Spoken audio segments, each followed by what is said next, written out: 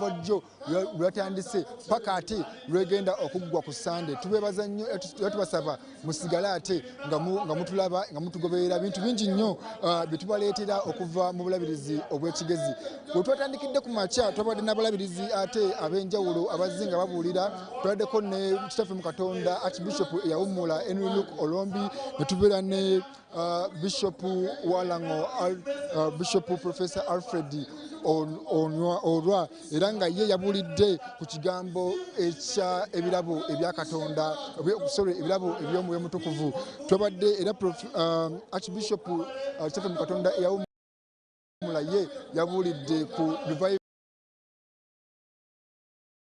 ate eyaluli, revival eyakati ne revival ate eribeerawo ng'emyaka 9 ziweddewo oba emyaka 9 nga tugimaliriza. Bantu bo bakyali bangi nnyo era bakyayongera okweyiwa mu kifo kino eno. Njagala mmale okusinkana omwami ono atubuulire ye revival ey'olunaku luno eno ye agirabye atya oba emutambulidde etya.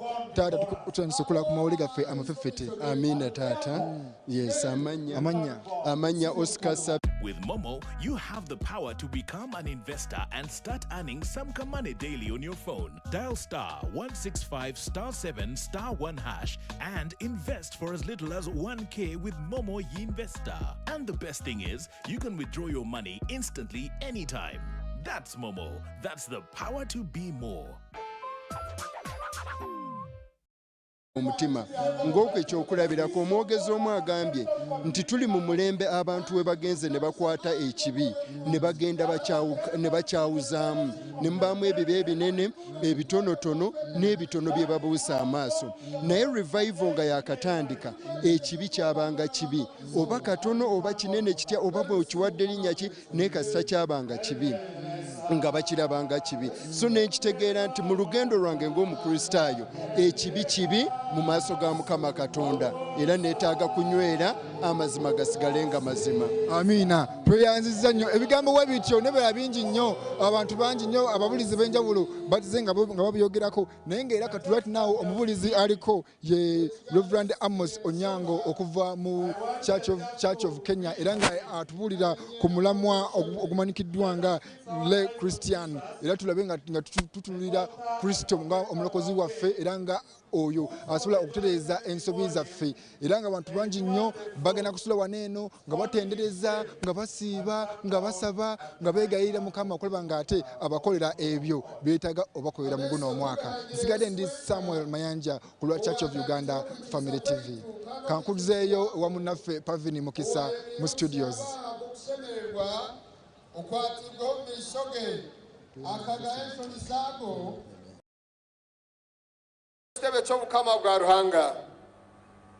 When I got this text, our brother Rugendo sent me the theme verse. And he had put the message, verse 2b.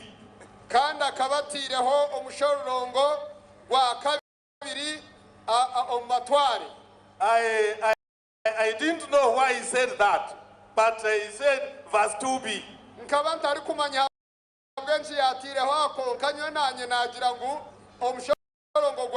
When I looked at that verse, that part B says this: who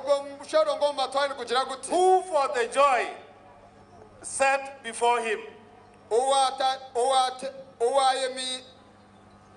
who for the joy set before him endured the cross, and scorning its shame, he sat at the right hand of God, of the throne of God. In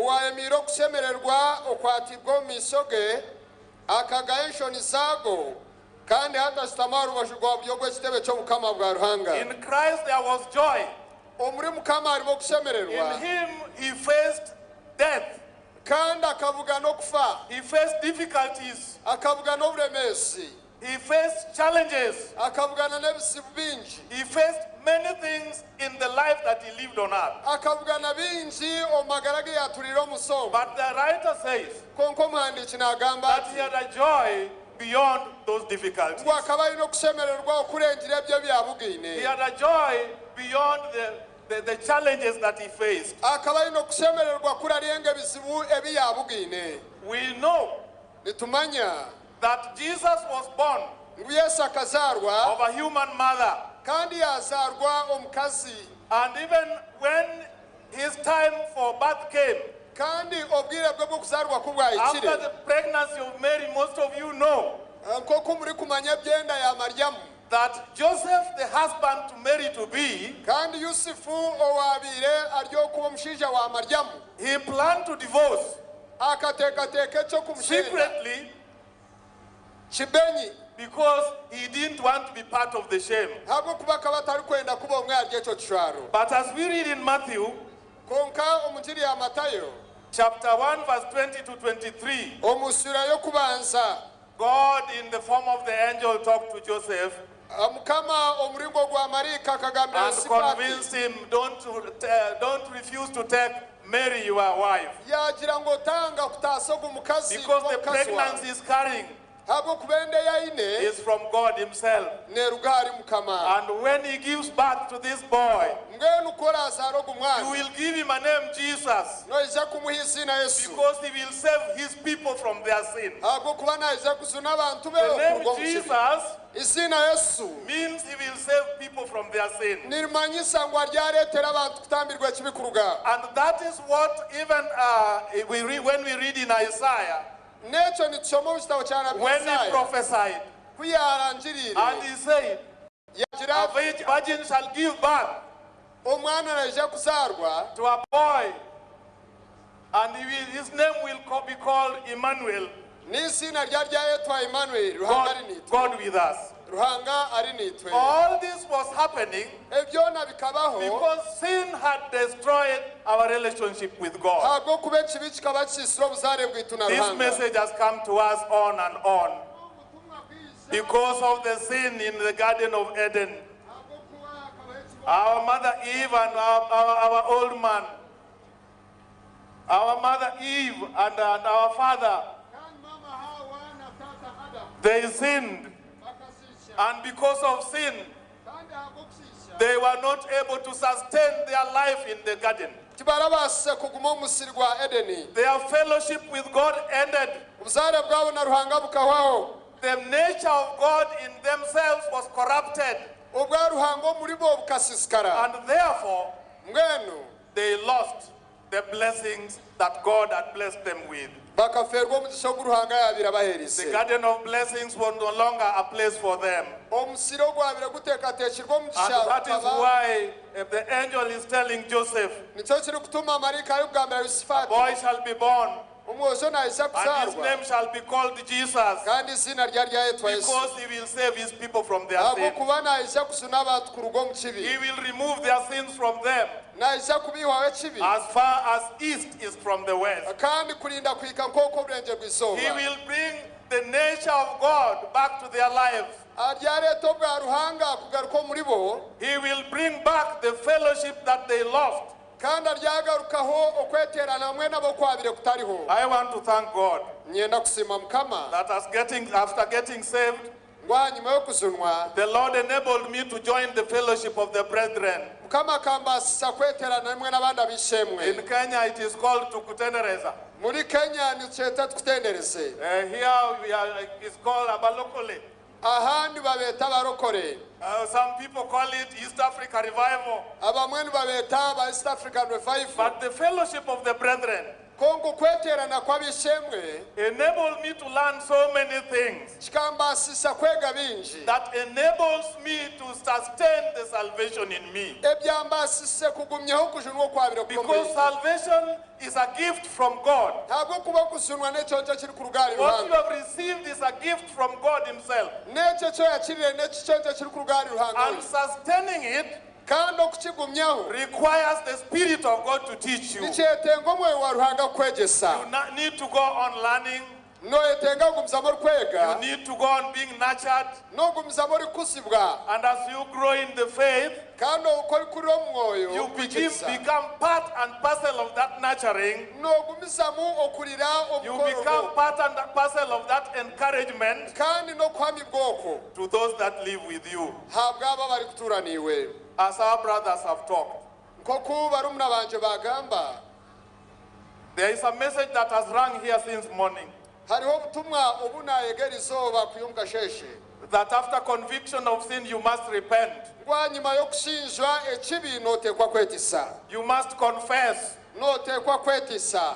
You must go back and put things right. Orateekwa okugarukayo otereeze ebyabire bikiikami. And those steps Kandi ago matendero that the Lord has taught us ebi Mukama yatwegesa has enabled us to move in revival, not as a movement, but as the work of the Spirit of God in our lives. bitubasisa kutambulira omukwindu gwa busyani yo revival. It becomes your individual responsibility Nibwo obujunaanizibwa bwawe nk'omuntu to please the Lord in your life. kyebeza Ruhanga omu magara gawe. It doesn't become somebody else's responsibility. Tibuli kuba bujunaanizibwa bw'ondiijo muntu. You are enabled to walk in the light. Noobasikibwa okutambulira omushana. You are enabled to give a testimony. Ekyo nikikubaasisa kuheereza n'obujulizi. You are compelled, just as the Lord has told us, Noojemeserezebwa nk'oku Mukama yagamba. to live a life that is worthy before God. Tuulira amagara agatali kweshinja. And that is why Mwenu nihabwa eshonge. Jesus Christ, Yesu Kristo for the joy that was set before him, habwa okushemererwa for okwatiibweho. the joy that is set before him, Habwa okushemererwa okwatiibweho. bring fellowship back to that garden where we lost the fellowship. Kureetera obuzaare omuri ogwo musiri ahi twarugire omu buzaare na Ruhanga. Bring you back to God as a son and a daughter. Kugarura ahari Ruhanga nk'omwana. Jesus, for that joy, Mwenu Yesu habw'okwo kushemererwa. he faced that challenge. Akabugaana ekyo kizibu. He went to the cross with the courage. Akaza aha musharaba n'amaani. It was not easy for him. Kikaba kitamwanguhire. And we know what had happened.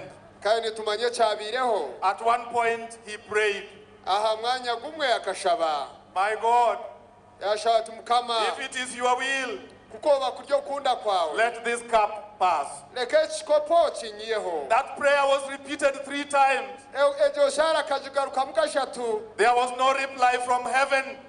Tiharabiireho kugarukamu kuruga omu iguru. God never replied that prayer Mukama ataragigarukiremu. because Jesus was facing a challenge in life. It was the most difficult time. Habw'okuba Yesu akabugane oburemeezi bw'amaani bukaba buri obwire bugumire. Restoring your fellowship with God. Ogaruza obusaare bwawe na Ruhanga. Bringing back the authority of God in your life. Ogaruza obushobozi bwa Ruhanga omu magara Enabling gawe. you to say no to ungodliness. Kubasiisa kugira ngu engaho It was difficult for obutali bwa Christ. Ruhanga bundugemu.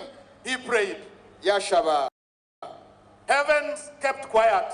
Iguru ryahunama. There was no answer from heaven. Tihabaho kugarukamu kwenda kuruga omu iguru. God looked at Christ Mukama yareba Yesu Kristo. and he saw that this mission must be accomplished. Yareba yagira ngu egye nama neeteekwa And it kwekirira. is in you, my son, Kandi n'okurabira omuri iwe mwana wange. that the mission of redemption is to be accomplished. Aho egi inama y'okucungurwa kw'ensi erateekwa God kwekirira. never replied. God never replied. Mukama ataragarukiremu. And in that process, Mwenu omuri ekyo even when he was taken captive n'obu bamukwasire and was taken to the courts yatwarwa omu and he was ihorezi. accused of all the wrongs, Bamutaho ebibi bingi munonga. he kept quiet. Akahunama. At the last time, Asa ya muheru. he was to be released. Akaba ry'okurekurwa. But in the process, Konka bakyateekateeka a eki. question came. Hize ekibuuzo. Whom do I release for you? N'ohu nshemerere kurekura. And the shout was big. Abantu bayomba munonga. If it was here, all these hands could have gone up. Kongera ngu n'aha emikono ekaabire eri The haiguru. way they were going up in the morning, we could have raised all our hands. Nk'oku babeererize emikono omu We kasheeshe. could have said, Barabbas, Bakaze ngu Baraba. crucify him. Mubambe. But who was Barabbas? Konka Baraba We are akaba ryo. told he was a rioter. Baraba akaba He ryo was a omunyagi. murderer. Akaba ryo omwisi. He had all the sins tagged on his name. Akaba ayine ebibingi ebyabire But byandikibwa Jesus, izina rye. because of the joy set before him, Konka Yesu ag'okushemererwa kwabire kuri omu maisho he ge. didn't look back. Tarareebire enyuma. He took the sins of Barabbas. Ebibi bya Baraba byona He became a akabyegura. rioter. Yahinduka He omunyagi. became a murderer Yahinduka omwisi. because of the joy that he had Ag'okushemererwa okuyabira to bring ayine. redemption to you. kugira ngo akuretere to kucungurwa bring the redemption to me. kundetere kucungurwa That was the joy. okundwa kushemererwa kwe A crown of thorn ekirunga ky'amahwa was made and put fixed on his head. bakakitaha mutwe gwe He was whipped. bakamuteera His blood flew down eshagama ye yaja as if that was not enough. kandi ekyo kwogera ku kikandi kimara They took him to the cross. basuba bamutaha ha It was musharaba one of the most difficult times. obwire obwabire bugumira munonga God has never answered the prayers. mukama tiina kiyagarukiremu ishuke My Father, taata if it is your will, kokuba kuri okunda let this kwawe cup pass me. ekikopo ekimpingure There was no answer. tiharabire okugarukwamu He is on the cross. ari aha musharaba All your sins are on him. ebi byona bitibwa He ari is we covered with all your sins. He is covered with all your sins. bamutiireho ebi bingi The robbery, obwibushuma the sins of adultery, obushambani the sins of fornication, nk'ebyo the sins by'okushambana of stealing ebyobushuma are all on him. byona babimutaho God looked at him. mukama He yamureeba could not see his son. akaba atari kubasa kureba Sin mwana we covered him all over. ari kubasa kujwamu God ebyo could not byona withstand the sin.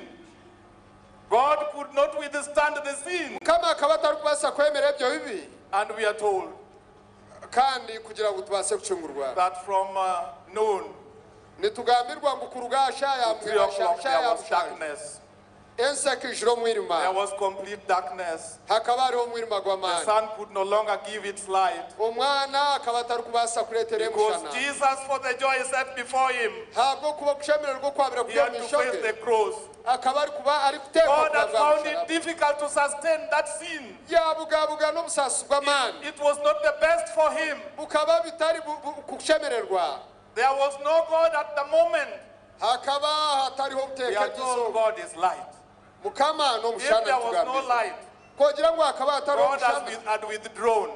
mukama akaba And nabirugamu in that darkness, kandi omuyogo omwirima a voice comes, iraka ryija Eloi, yagamba ngu eroi Eloi, eroi Eloi, eroi lama sabachthani. alama sabakasani My Father, taata my Father, taata my Father, taata why have you forsaken me? n'enki ekyakunsigisaho It was a time of decision making.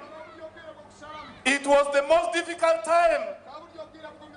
God had withdrawn, mukama akaba yabirugiremu but Jesus, konka yesu for the joy set before him, habwo kushemererwa kwabire kuri he omuishoge endured the cross. akemera omusharaba He scorned the shame. akemera okushwara He faced it squarely. akabugabugana n'obusaasi And bwingi that voice in darkness mbwenu omurogi oshaayo omwirima made Jesus become victorious. ekareetera yesu We are okusingura told he was taken up. akimukibwa haiguru He was victorious. akasingura He defeated sin. akasingura ekibi The challenges in life, he faced them. n'ebizibu byona byo mu rugendo rwe nabyo yabugana He never took a shortcut. konka kandi tararonzire shortcut And that is why we are here today. nicyo kiri kutuma turyaho izooba The Lord is talking to us. mukama ariyo nagamba nitwe Fixing our eyes on Jesus, amaiso tugahangire the yesu we author owatandikireho and perfecter kandi omwikirizi of our faith. gw'okwikiriza kwaitu When we were here, when we have been here, mbwenu twaba turyaha there are many speakers that have spoken. hariho abagambi bingi abagamba They have spoken with a lot of authority. bagamba n'obushobozi bwingi Most of them, other than Professor Kawa, were bishops or very senior clergy in this land. bingi omuri bo oyireho profesa kawaba abarya bahure And even Professor Kawa, kandi na profesa kawa he could be an authority in himself. nowenka n'obushobozi oburyo muri we Because having the opportunity to be what he is as a professor and with us.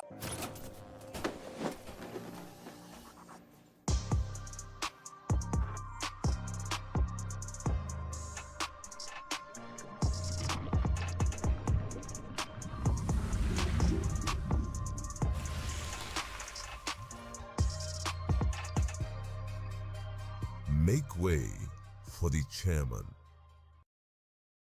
Have gone wrong. turateekwa kugarukaho tushabe kusaasibwaho bw'ebintu bitagenzire gye Those words have come from authorities. ebyo bigambo byaruga byino bushoborozi. They are not just people, they are people that you can rely on. Tibantu abori kufa kutwarira ebyo n'abantu bamani. In our country, when you are in doubt, omwihanga ry'itu waba oyino kwemrugunya. when you are in doubt of anything, waba utari kubasa kuhamya kintu. they tell you, ask the Google. Nibakugambira ngubuza Google. So if you doubt my words, ngenu waba ori kubasa ask the kutikiriza Google, bigambo will bya. tell you the truth about the men of God that have spoken. Obuza Google ne kugambira abantu That the abaga. way of the cross Ng'omuhanda gw'omusaraba requires you to repent of your sins. nikyetengiwe kwetiisa ebibi You byawe. have to publicly renounce those sins. Orateekwa kwetiisa ebibi byawe You omuranga. have to go back and put things right. Orateekwa kugarukaho oshemese. If you have to get the authority Waba ori kwenda kutunga to obushobozi. experience the existence of God in your life. Kubugabuga n'okubaho kwa Ruhanga. Actually, that was the theme of the message I was to give. Mbwenu ogwo nikwo mutwe gw'ebigambo ebinanyine kugamba. Having an experience of God in your day-to-day life. Okubugabuga na Ruhanga omu rugendo rwawe buri izooba. Because that is the most enjoyable thing in life that you can have. Ntabwo kuba ekyo nikyo kiri kubaasa kureetera okushemererwa. That is what will give you the courage to praise the Lord without shying away. Ekyo nikyo kiri kureetera amaani g'okwimbisa Ruhanga otari kwetiina. When you go to the marketplace, Waaza omu katare. you will not be ashamed to give a testimony of what God has done in your Tori life. kushwara kuzuulira ebi Mukama akozire omu magara gawe. When you are in the public transport, Waba ori nk'omu baasi omu you ntambiro will z'abantu stand and bingi. declare the good things that the Lord has done. Nooyemerera ogamba ebintu birungi ebi Mukama akozire. You will never walk in doubt of what God has done in Tori your life. kugenda orashwa ngu tori kubaasa kumanya ebi Ruhanga akozire. Looking unto Jesus, the author and perfecter of our faith. Amaiso tugahangire Yesu owatandikira okwikiriza kwaitu. When you look at him Wamureeba with the analysis that I've just given you, kandi ori kugendera n'areeba ebi nakugambira. that is how he was authoring the salvation that you have. Ekyo nikyo kiri kureetera okujunwa. He was writing it down. Akaba nakyandiika. He was giving us a blueprint of where to follow.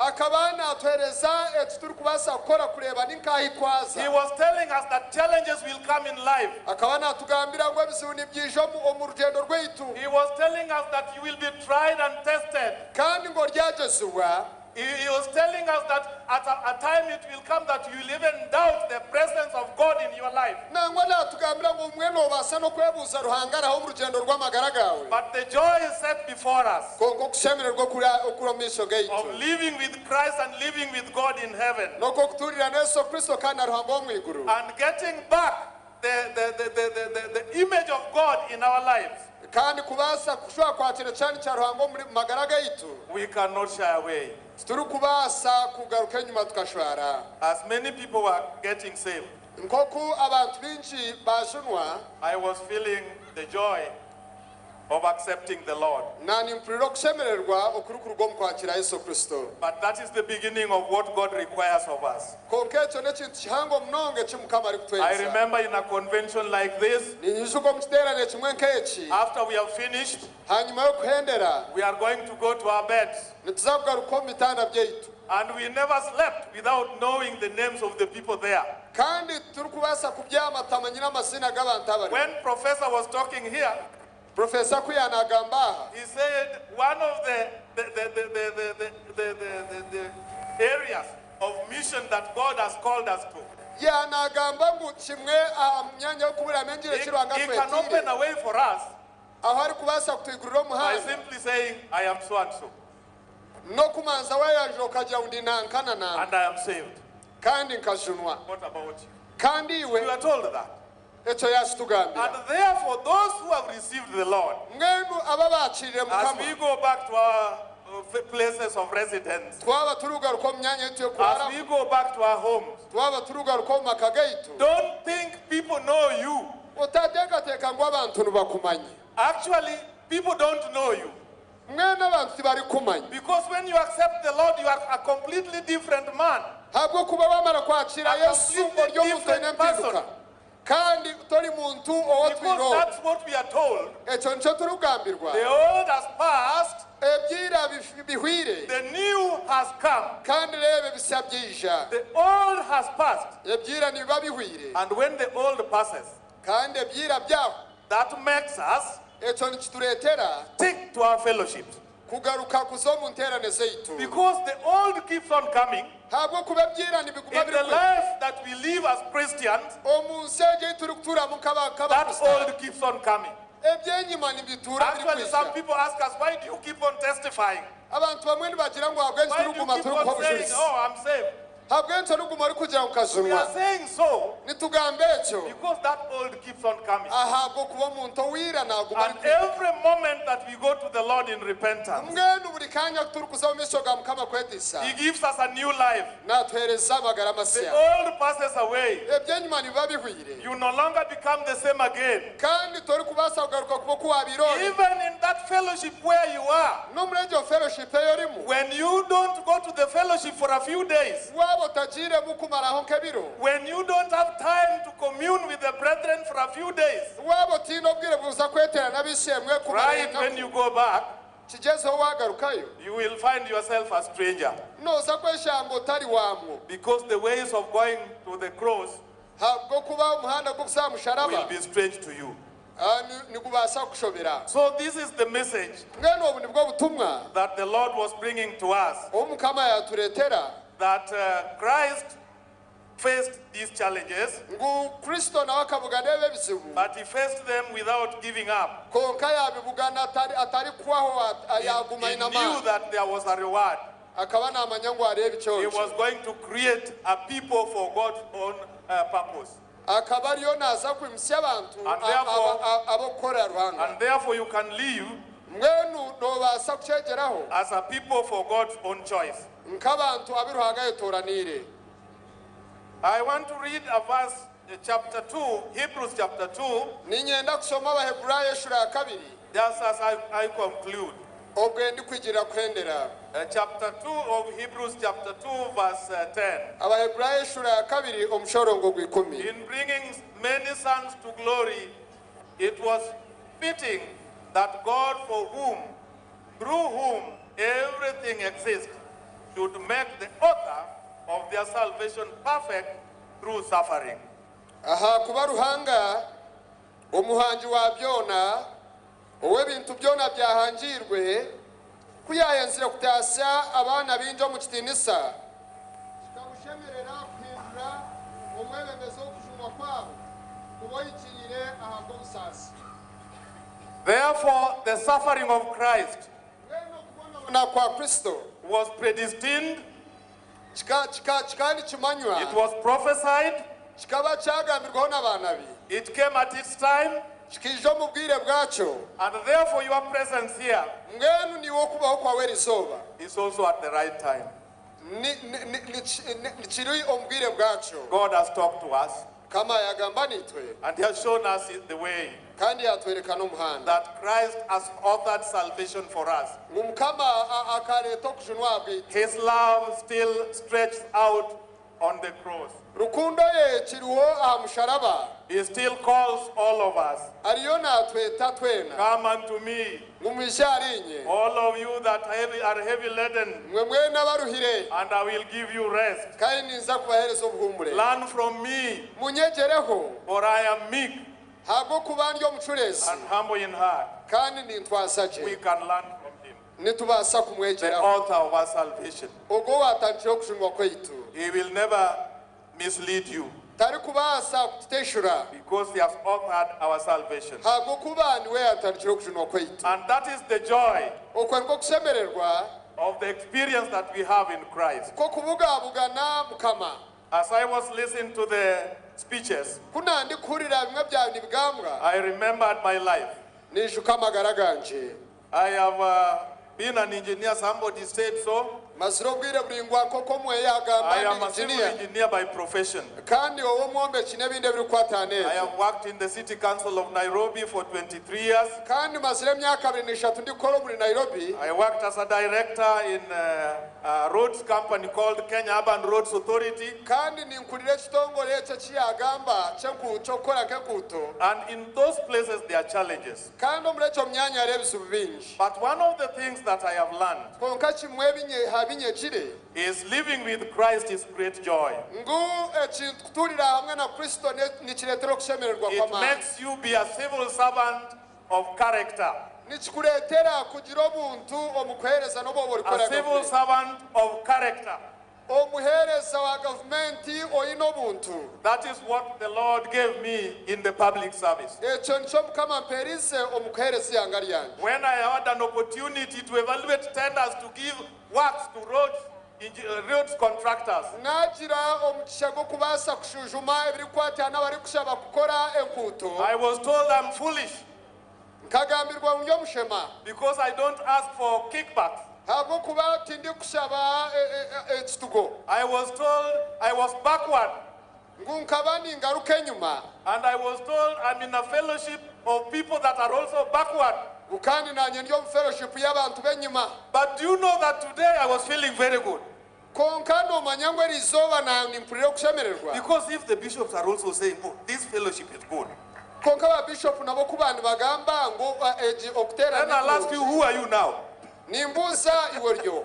In that fellowship that is backward, Omurenjo fellowship y'abantu. in the words of the testimony that I gave to my colleagues, Emwe mubushulizo bunahereza bagenzi bange. not to accept bribes from contractors. Ngu batachire entugano kuruga omuryango bari kuba bakwasire. Today, as I walk in the city of Nairobi, Erizooba kunani ntambura muri ogu mwanya. I see roads.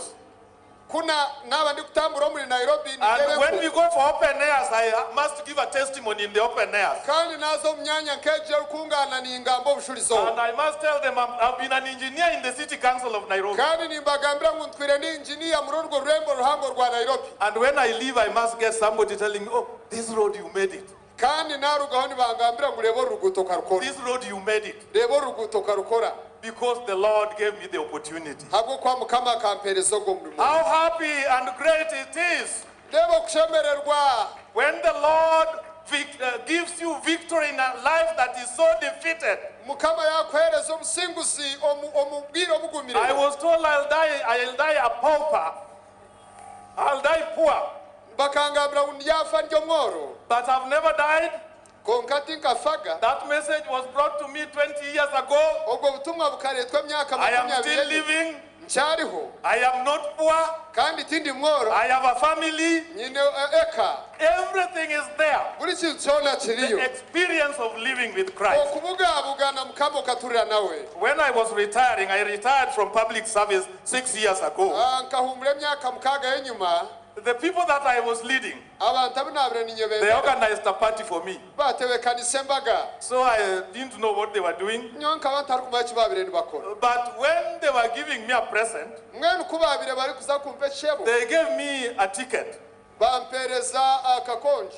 first class flight Mwenu yo kugenda mu ndege ya first class okuwachuri. from Nairobi to Israel, Kuruga Nairobi kuza Isiraili.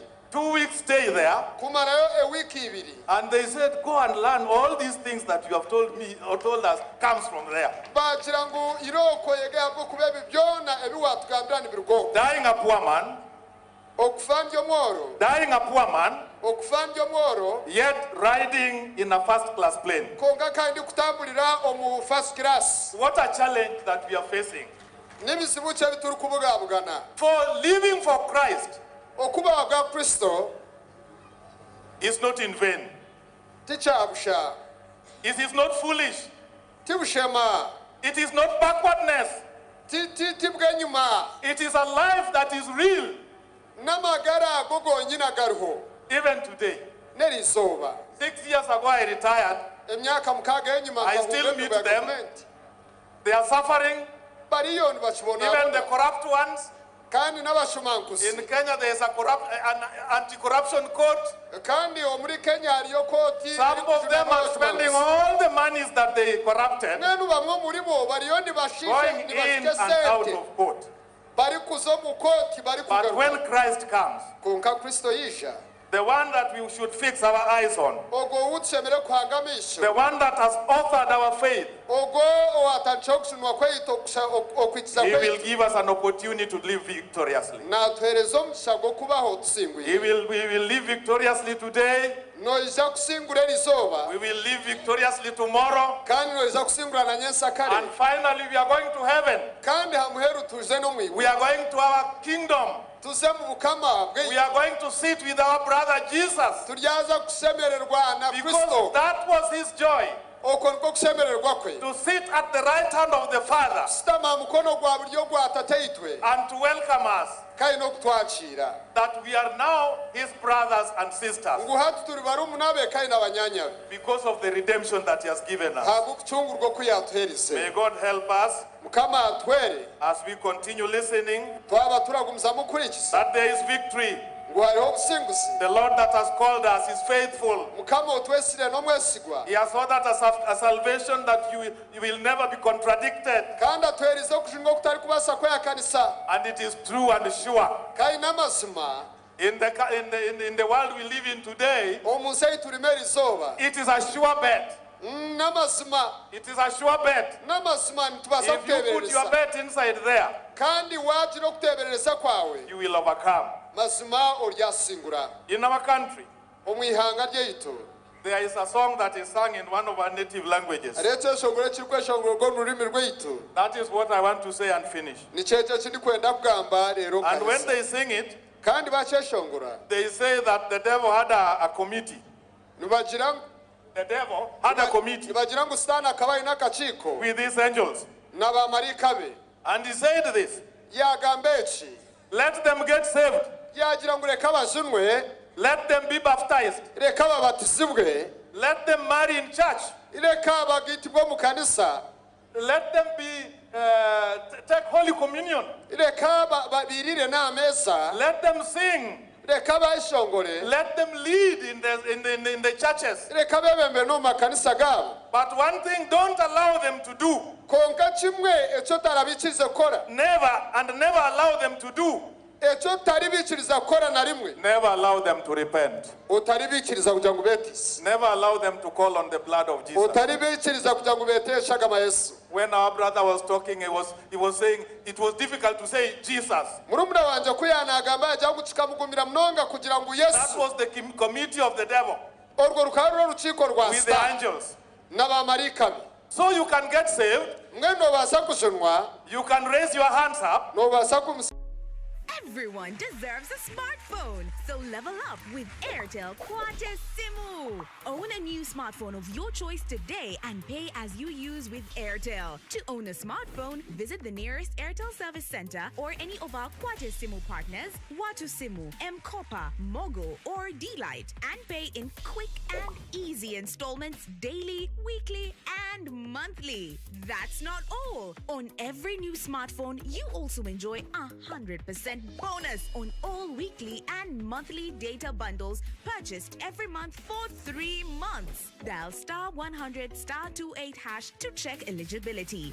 Step into the future. Quatesimu today. Airtel, a reason to imagine.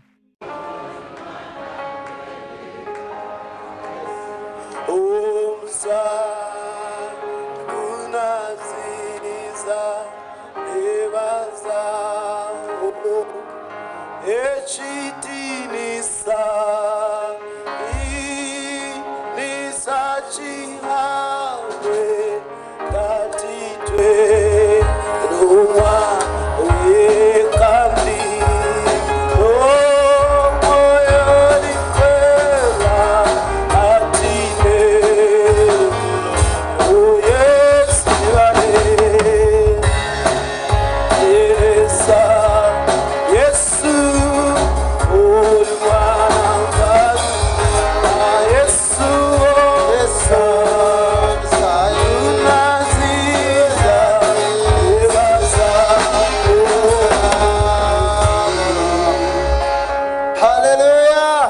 Amina.